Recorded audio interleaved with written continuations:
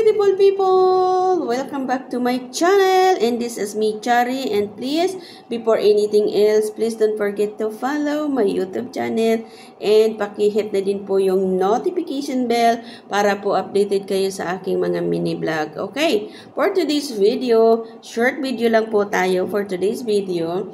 Ipapakita ko po sa inyo yung mga napropa ko through water. Yes, through water. At this time, kahit papano mayroon tayong nabuhay na mga halaman dito sa loob ng bahay through water propagation. So, wag na nating patagalin yan, madlang people. So, nandito na yung ating halaman. Look at this, madlang people. Ayan. So, tuwang-tuwa naman ako, guys. Tuwang-tuwa naman ako dahil kahit paano nabuhayan ako. 2 times na akong nag-try ng ganito last summer. Ngayon kasi medyo malamig-lamig na ang panahon dito sa Middle East. Middle East po ako, guys. Dito po ako ngayon sa Bahrain. As you can see, yung mga short video ko, pinapakita ko sa inyo yung mga halaman ko na super dami yan. Mga cactuses, mga gyno cactus. Ayan, yung mga water plant natin, may snake plant tayo. Tapos, mayroon akong mga rubber tree. But unfortunately, yung rubber tree po ay lahat na natige. Yes, natige na po lahat. Tatlong klase yun. Basta nakalimutan ko na yung pangalan niya. Tatlong klase yun, guys. And then, nandito yung simpleng halaman lang natin.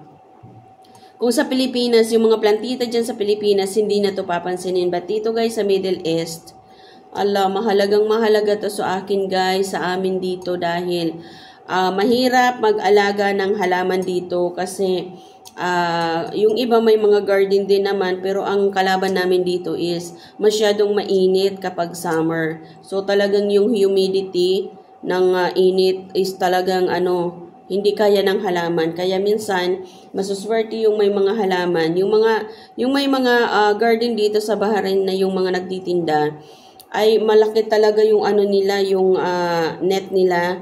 Hindi nga lang yung net yung indoor setup nila. Pero meron silang aircon sa loob, tapos meron silang exhaust para kinukuha din nila yung magandang temperature sa loob ng kanilang greenhouse. Okay? So, yan. Kung makikita nyo nga, guys, yung isang greenhouse talaga na pinupuntahan ko, super complete talaga sila ng mga high-end, yung mga collector items talaga. Hindi yung medyo mga latest na mga hybrid, pero tulad ng caramel, yung philodendron, tapos yung mga anthurium na mga variegated, ayan, clary, mga ganon. So anyways, ang dami ko ng satsat, so balik tayo dito. So tuwang-tuwa lang kasi ako, guys, kasi tingnan nyo naman ito, tingnan nyo naman. Sandali lang, guys, kuha lang ako ng tissue kasi mayroon tayong dadakutin. Ayan, tingnan nyo naman, guys.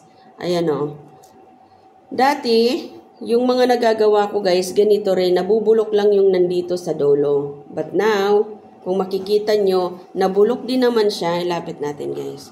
Nabulok din naman siya ng kaunti. Ayan. Ayan. Pero, okay na siya dito sa dolo. So, yung mga nakarang video ko, guys, ganyan yung mga nangyayari. Ayan, wala na, di ba?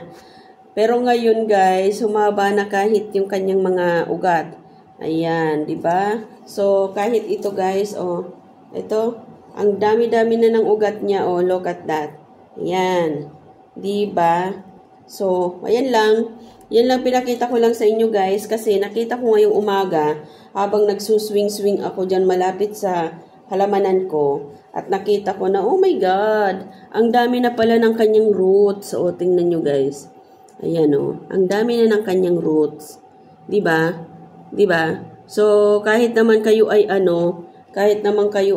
simpleng plantita, pag nakita nyo ang ganyan ang halaman nyo, may mga ugat na, di ba? Matutuwa kayo. Tingnan nyo to, simpleng halaman lang to dyan sa Pilipinas, guys. Pero, dito ay maswerte kami pag nabuhayan kami ng masigla, mataba, na ganito. Dahil talagang as in nahihirapan ako sa Pilipinas, guys, may garden ako. Halos lahat din naman nandun yung aking mga halaman. Pero, hindi ako nahihirapan ng ganun. Dahil kahit nga itusok ko lang sa sapat na ganun, buhay siya. Dito guys, naku po, ginawa ko na lahat-lahat. Ang natira lang sa akin is yung ganito. Ano ba to? Tinatawag ko tong ano lang dito, water plant. Nakalimutan ko na yung pinaka-ID. So, okay lang guys. So, yan lang ang aking vlog for today. Thank you so much for watching and please don't forget to share, follow, and hit na rin yung notification bell. Okay? Thank you so much and have a great day, evening, and morning sa inyong lahat. Babush!